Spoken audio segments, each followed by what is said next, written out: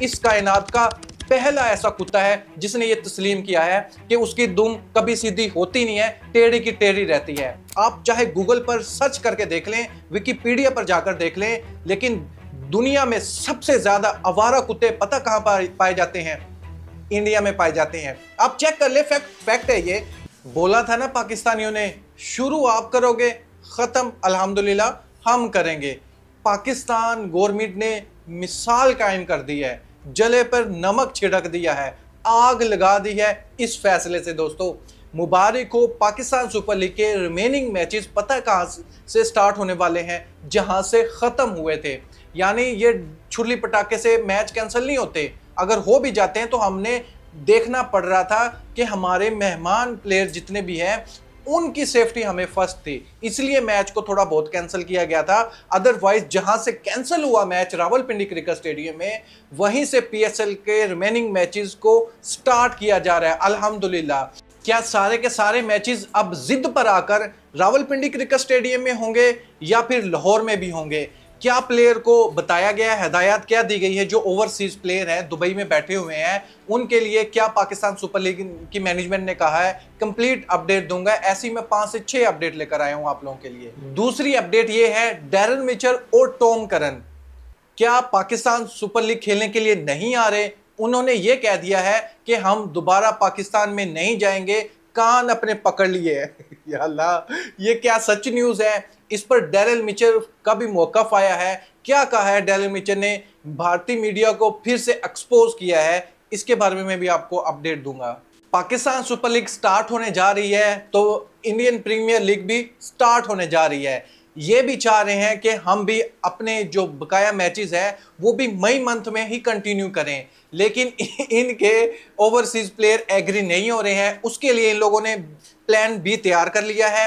लेकिन क्या सबसे बड़ा क्वेश्चन मार्क, जहां पर इंपैक्टफुल प्लेयर आया था है हाफिज साहिब, धर्मशाला कैंसिल मैच हुआ था धर्मशाला में, क्या ये भी लोग धर्मशाला से स्टार्ट करेंगे आईपीएल का जो रिमेनिंग मैचेस है? इस पर क्या इन लोगों का स्टेटमेंट है, वो भी मैं आप लोगों के सामने रखूंगा। Virat Kohli brand of Asia, Virat Kohli के लिए ट्रेंड चल गया है दोस्तों कि इसे नहीं जाने देंगे, यानी रिटायरमेंट नहीं लेने देंगे। इस पर ब्रेन लारा ने भी बड़ा स्टेटमेंट दिया है, बड़ा ही खूबसूरत वो स्टेटमेंट था।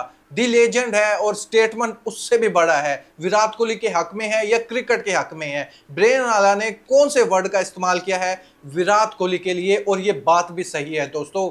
विराट कोहली रिटायरमेंट लेना चाह रहे हैं, लेकिन बीसीसीआई ने क्या कहा है विराट कोहली को, ब्रेन लारा ने क्या कहा है और फैंस की क्या डिमांड है, इसके बारे में मैं बताऊंगा आपको। अपडेट देने से पहले ये ट्वीट चेक करें। वीरेंद्र सहवाग ने ट्वीट किया है, कुत्ते की दुम टेढ़ी की टेढ़ी रहती है। जी हाँ, हमने कब कहा है?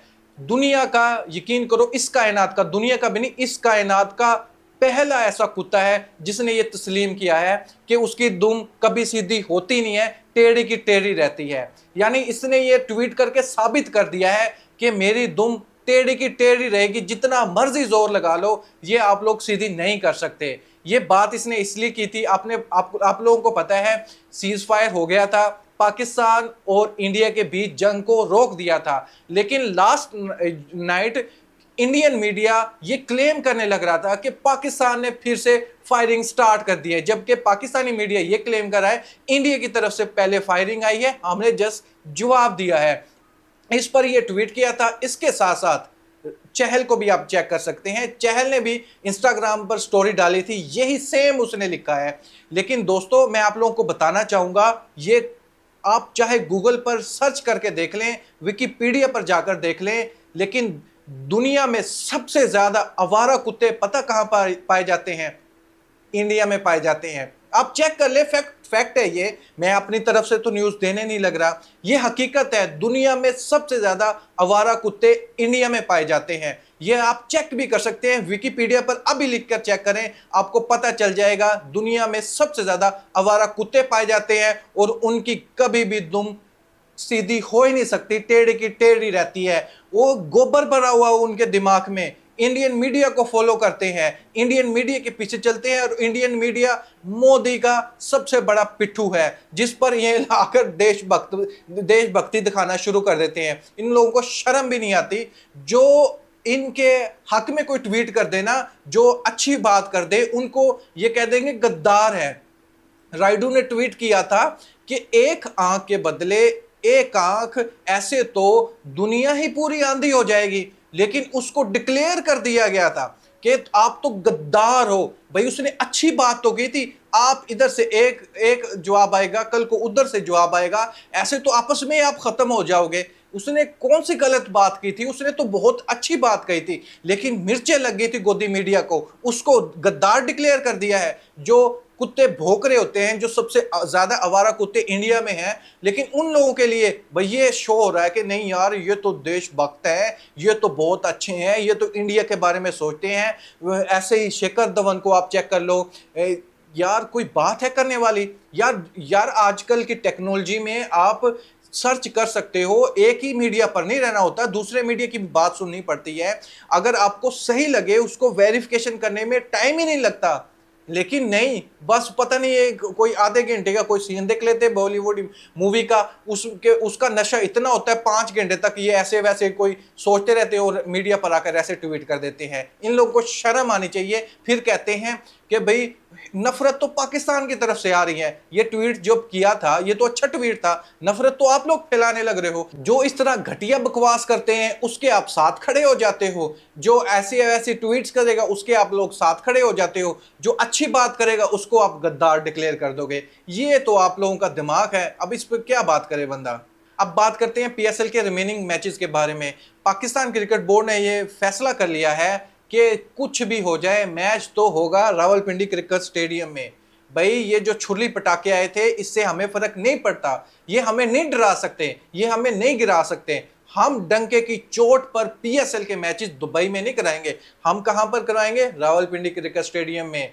उस जहां पर खत्म हुआ था मैच वहीं से शुरू होगा, वहीं से शुरू होगा। और दोस्तों अभी जराये के मुताबिक ये न्यूज़ है कि जो 8 के 8 मैचेस हैं वो रावलपिंडी क्रिकेट स्टेडियम में होंगे। लेकिन अभी मीटिंग होना बाकी है, फ्रेंचाइज की और बोर्ड के दरमियान एक मीटिंग होगी। बाद में डिसाइड किया जाएगा कि सारे के सारे मैचेस पिंडी क्रिकेट स्टेडियम में करवा लिए जाए या फिर कुछ मैचेस लाहौर में शिफ्ट कर दिया जाए, जैसे कि फाइनल लाहौर क्रिकेट स्टेडियम में था। और जितने भी ओवरसीज प्लेयर हैं वो इस टाइम मौजूद हैं दुबई में।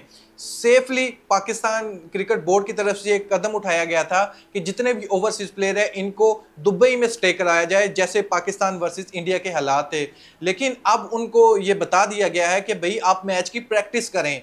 अल्हम्दुलिल्लाह आपको दोबारा उसी प्रोटोकॉल के साथ, उसी सिक्योरिटी के साथ दोबारा पाकिस्तान लेकर आया जाएगा और जहां से मैच खत्म हुआ था वहीं से हम गेम को स्टार्ट करेंगे। अब बात करते हैं, आईपीएल को भी सस्पेंड कर दिया गया था। क्या आईपीएल के मैचेस क्या धर्मशाला स्टेडियम से स्टार्ट होंगे?